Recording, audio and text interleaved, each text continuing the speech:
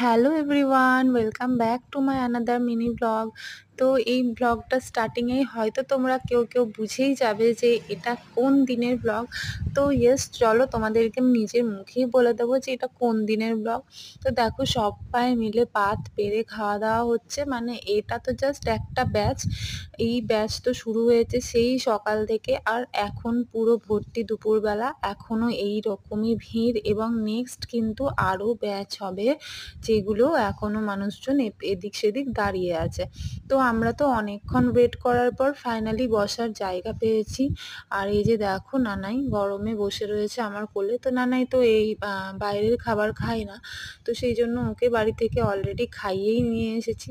আর আমরা এই গরমে একদম মানে ঘেমে একাকার হয়ে যাচ্ছিলাম। তো নানাই তো কোথাও গেলে খাবার চিন্তা করে না, শুধু চিন্তা করে গাড়ি কেনার। তো শেষমেশ তো একটা নিয়েই ছাড়লো।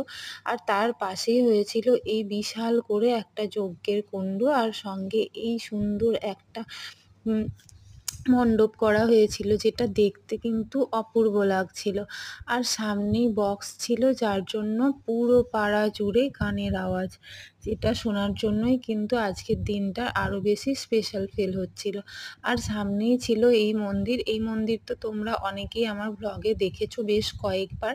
এখানে তো আমি অনেকবার এসেছি পুজো করতে, কারণ এটাই আমাদের বাড়ির একদম কাছে। তো দেখো, এখানে অনেকগুলো ঘট রাখা হয়েছে। তো এই ঘটগুলো আশেপাশের যে গ্রাম রয়েছে বা পাড়া, সেখান থেকে এসেছে। এবার এগুলো পুজো হওয়ার পরে আবার বিসর্জন হয়ে যাবে। তো এই যে দেখো, কত অপূর্ব লাগছে মন্দিরটা আজকে। মন্দিরটা কিন্তু ছোট হলেও যখন এইভাবে সাজানো হয় তখন সত্যি খুবই সুন্দর লাগে। তো এই যে পুরো মাঠ জুড়ে লোকজন, আর এই যে মণ্ডপ এত সুন্দরভাবে ডেকোরেশন করা, এই ভাইবসটাই একটা অন্যরকম ছিল।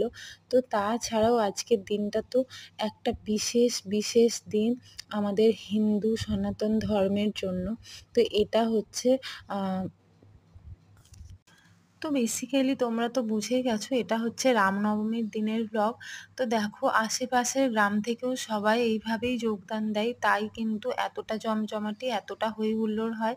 আর আমাদের যখন এখানে কালী পুজো হয়, তখন তো তোমরা দেখেই থাকো যে কীভাবে এখানে একটা পার্বণ চলে, আর কতটা আনন্দ হইচই করা হয়।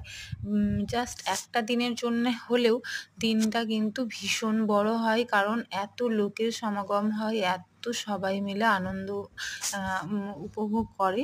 আর এই যে দেখো, সামনে সবাই ডিজে বাজিয়ে নাচ করতে করতে, গান করতে করতে যাচ্ছে। এই সাউন্ডটা তো আমি শেয়ার করিনি।